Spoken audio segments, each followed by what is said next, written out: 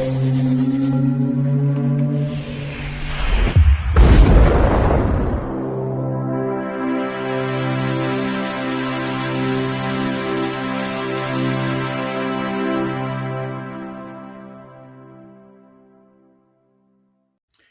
Mike, it's me Ian, and in today's video we're continuing, yes, with our Carry On series.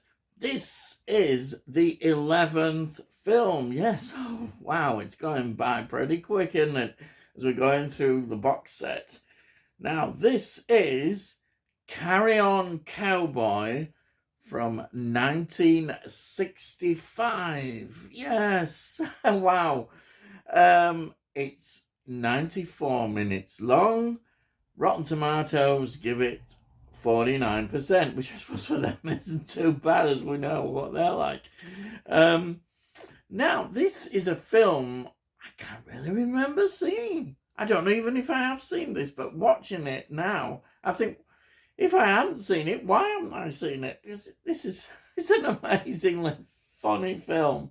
And it was very popular at the time as well. Yet this is considered a real success of a film. And it's easy to see why, just watching it. It's fantastic. I love it.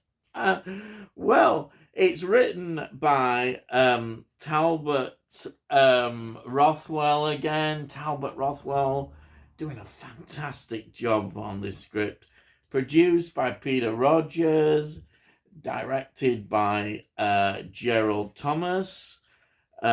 Before, we'd had the very successful Carry On Cleo from 1964. And then you'll be really excited to find out that the next film is Carry On Screaming, 1966, which a lot of people keep mentioning, and it's next week. It's in the next episode. So, well, there we are. Something to look forward to. Right. This was Pinewood Studios again. It was filmed at Chobham Common, often used as Surrey. Also, Black Park in Buckinghamshire. What I like about this location, it's so well done.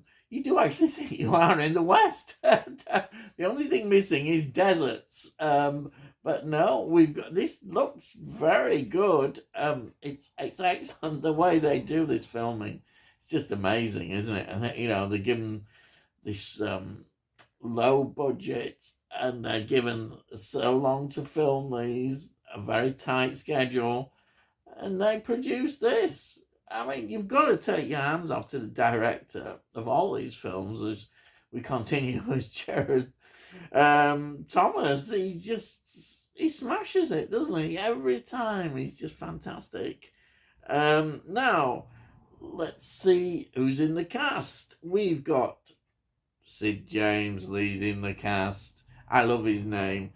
It's Johnny Finger, also known as the Rumpo Kid. Yes, great title. And it amuses me with the American accents. Sometimes you get they're doing this American accent. You think, hey, yeah, it's really good. And then it slips into the English accent. Then that's part of the charm of the film. It's the same with Kenneth Williams. You think, quirky Kenneth Williams. It's not his usual sort of, posh voice. He plays Judge Burke, and he is a Burke in it. They make that joke. That's great. He's great. It really shows another side to Kenneth Williams, which I really love. It's still Kenneth Williams, but he's just showing his range again. Then we've got Jim Dale, who plays Marshall P. Nutt. Now, I think Jim Dale in this film is really, really... He's almost the star of the film. You could say he is definitely one of the stars of the film amongst the cast now, because he's a regular, and his performance is just wonderful. His comic timing, everything he does, the physical comedy as well. It's fantastic.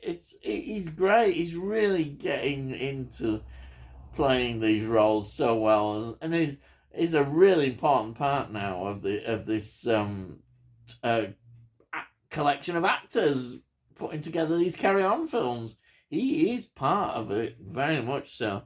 Then we've got, of course, Charles Hawtrey. You can't have a Carry On film without Charles Hawtrey, you're saying.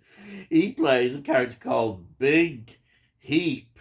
Yes, God, they wouldn't get away with it nowadays. I can hear various comments, but I won't go into that. But you can. He plays this Indian chief. He's funny. He's ever so funny. Oh, yes. And then we've got Joan Sims. You know how much I love Joan Sims. She's back and she's playing this role so wonderful. You can't help but laugh at her face, just the way her comments, the way she is. She's fantastic. She's what a great actress she is. Joan Sims. Now she plays Belle Armitage. Yes, siree. Yeah, she's Belle Armitage and wonderful. And then we've got Peter Butterworth as the Doc. Doc, you always have the Doc Holliday kind of character in these westerns, and he's the Doc. He's really good in this, Peter Butterworth. Of course, I always think of Doctor Who with him as in the season 2 Time Meddler episode, but that's a 1964 5 season, the second season, fantastic. Then we've got Bernard Breslow playing Little Leap, and I love the call him Little Leap, but you see how tall Bernard Breslow is. He's massive. He's massive, and he's in the next film as well. I think this is a debut in Carry On films for Bernard Breslow. He's in Carry On Screaming, of course, the next one, 1966. He's in Follow That Camel, when they didn't have Carry On in the title, though it became Carry On, Follow That Camel. And then he's in Carry On Behind, 1975. Wow, he's here, fantastic. It's great to see him. He's got a wonderful face. He appeared all in the Carry On films up to Carry On Behind, 1975. I remember him a lot in Carry On Camping as well. He's an important part, which we're getting nearer. Carry On Camping as well. We've got to Carry On Screaming next, but yeah. He's in all these films then, right up to Carry On Behind. He's in Carry On Behind 1975. That's his last Carry On film. You can't help but love him as well. It's just his face. It just makes me laugh when I see him. Then we've got an absolutely brilliant performance. It's by Angela Douglas. She plays Annie Oakley. And what a debut in the Carry On films. Wow. It's just an amazing performance. She's in Carry On Screaming next one, 1966. She's in Follow That Camel, 1967. She's in the Carry On Up the Khyber, 1968. And here, Doctor Who fans again. We all love getting out. We've got lots of Doctor Who. There's always lots of Doctor Who connections. She is in, believe this, in the very last Sylvester Coy 7th Doctor season 26. She's in Battlefield, the first story of that. And she plays Doris, the Brigadier's wife. Wow. Yes. Wow. You gotta love it. You gotta love it. She's in there. Fantastic. But she's so good. And she sings as well. We get this episode where she's singing. Yeah, just a little bit of trivia. This is the first Carry On film where we've had a song at the beginning of the film, and then we've got Angela Douglas singing in the saloon. Fantastic. The music is by Eric Rogers, and it's great. Fantastic. I love it. And then we've got John Pertwee. Oh, yes. John Pertwee, Doctor Who Connection. He's in this one again. We've seen him previously, and here he is again. And it's only a very short performance, but my goodness, he's so funny. He's the sheriff. He plays the sheriff. He's so funny, honestly. And the physical comedy, I was laughing like my. I mean, this is just great. It just shows you how good John Pertwee was. What a fantastic actor, and he can play comedy acting so well. And now he fitted it all into Doctor Who, and then of course Wurzel Gummidge. Yeah, I just love him. You can't help but love his performance. It's not very long in the film, but it's outstanding. It's memorable. You remember it. Then we've got Percy Herbert playing Charlie. Now, you recognize his face straight away. He just pops up in so many things. In films, he'd been in Quatermass 2, 1957. There's loads of films. I just noticed Guns of Navarone, which I picked out 1961. Then he was in Carry On Jack, 1963. Carry On Cleo, 1964. Absolutely fantastic. His TV performances and films, they just stand out. You see his face, you think, yeah, I know him. And then we've got, yes, he's in this, Peter Gilmore again as Curly. Yeah, wow, he's been popping up all over the place. He was in the very first Carry On film he was in was Carry On Cabby from 1963. Then was in Carry On Jack, 1963. Carry On Cleo, 1964. Carry On Doctor, 1968. Carry On Up the Khyber, 1968. Carry On Again Doctor, 1969. Carry On Henry, 1971. And the one we don't want to talk about, but we have to. He was in Carry On Columbus right at the end in 1992. There were a few of these actors that did return to do the Carry On film. Everybody doesn't want to know or talk about Carry On Columbus, but there we are. That's the cast, and it's quite a big cast. There's a lot more sort of in there. What a wonderful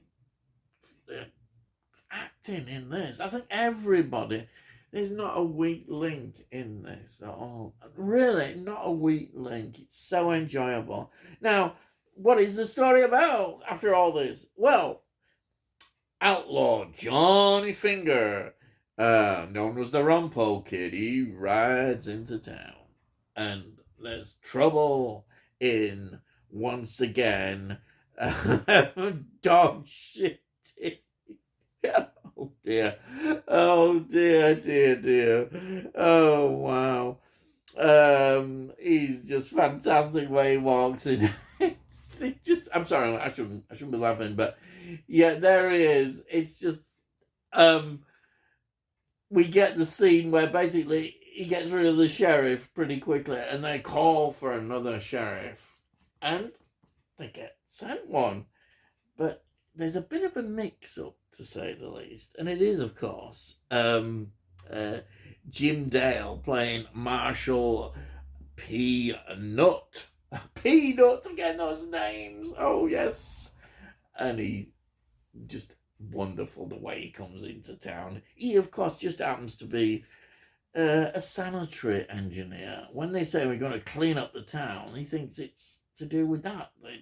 But the people who appoint him think it's to clean up the town as a sheriff. And that's the joke, and it just carries on, and it's brilliant. The misunderstanding. And you get to really love him as a character and what he does, and his relationship with Annie Oakley. Angela Douglas played Annie Oakley. It's fantastic. And of course, she's coming to town because she wants to revenge the death of the sheriff. Yes.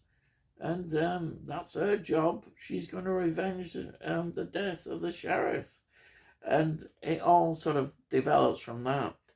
he's taking over the city. The town.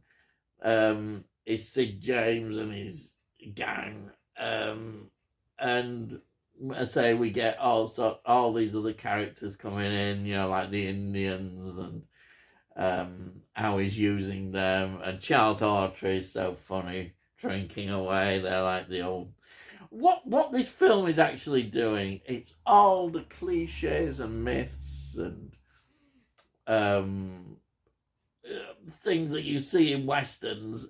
They've all been written into the script. It's a total pastiche of the westerns. It's fantastic. You've even got the high noon cliches. You've got all the cliches, and they do it so well. The script, you really do have to compliment Talbot Rothwell on the script. I mean, wow, what he nails it totally, and the actors all just perform so well. It's so natural. It's wonderful. I just can't explain how much I'm so impressed with it. In fact, I want to watch it again. Yes. I absolutely I just loved it. I just thought it was so funny as well. As I say, the slapstick humor, the way that is choreographed, is fantastic. As well as all these double entendres, and there is a lot of double entendres, and the way they play them out, and say Joan Sims and Angela Douglas playing their characters, they do so well. That is comedy gold, all that. And Sid James, and Sid James is Sid James, isn't he? And you can't help but just love it. All the cliches of the Western are here, and wow, it is amazing. And I can't recommend this enough. Mind you, everyone, I think they've all been a real treat. All these series of films, and seeing something like this, everything's in color now, and all the Western movies you've ever seen, you can see it's all here, put together beautifully. Yeah, I know Blazing Saddles is something that we're going to say about spoof westerns. As a film, Mel Brooks' Blazing Saddles, you'll have heard of that, and that's certainly pushes the boundaries as well in terms of comedy nowadays. And you could say some of this people wouldn't be so happy and might be complaining about, but it's fine. It does it so well. I love it. I really do. And highly recommend it. If you've not seen it, well, watch it and enjoy it. Just sit back and enjoy. We've had all these films. They're a delight. They're fantastic. They're funny. They make you laugh. If you're feeling down, cheer yourself up with one of these films. Really, they're that. That's good. And as I always say, you can tell the difference when they're done with heart and love. That's it. And this is they've got so much heart in them, you can't help but want and love them. I don't think people really valued them maybe as much at certain times in the past. The audiences obviously did when at the time. Some did better than others, but there was always a good solid audience wanting to see these films in the 60s particularly, and I think into the 70s. Maybe just in later years after that, people perhaps didn't value them as much. But now, I think we do value them. Well, we should do. If we're not valuing them, why not? They're, as I say, an important part of the British film industry. Something to be proud of, that these films were put together and have provided so much entertainment for everybody. Fantastic. So, that's it, I think. Hope you've enjoyed me going on. Just a quick look. I do it every week, but you've got to do it. People think I'm trying to flog these, but there's the brilliant box set. So we've got next week. We've got Carry On Screaming. Yes, number 12. We're moving on quite well. So if you're new to the channel and have just stumbled across this review, have a look at what else I do. Please subscribe if you've enjoyed it. If you haven't, well, but have a look what I do. And I do all sorts on films and collecting and TV series and this and that. There's stuff. And if you've liked this, if you've really liked it, please give it a like. It helps with algorithms. Hopefully more people will enjoy it. If you've got any comments, please, let's have your comments. Let's reply to your comments. I love hearing from you. And as I always say, it costs note, which nowadays you can't say further than that, can they? You can't. Anyhow, all I gotta say is, I'll see thee again.